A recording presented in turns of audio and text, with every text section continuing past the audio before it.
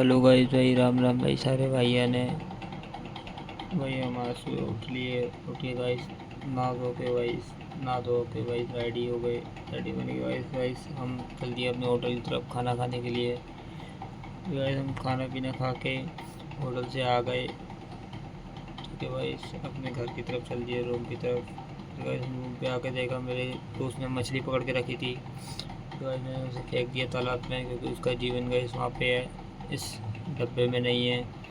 Guys ready होकर guys हम शाम को खाना खाने के लिए चल दिए वापस से। गाइस खाना खा के गाइस हम जब आ रहे थे तो गाइस हमें रोड पर दिखा ये सांप। तो गाइस हमने सांप को साइड में कर दिया, क्योंकि इसे गाइस रोड पर कोई भी कुचल सकता था, इसलिए हमने इसे साइड में कर दिया। साइड में कर रहे गाइस इसे, फिर लाइट चली गई फिर ये गाइस यहाँ की रोड की। गाइस हम चल दिए अपने रूम की तरफ। ये गाइस हमारी स्ट्रगल लाइफ।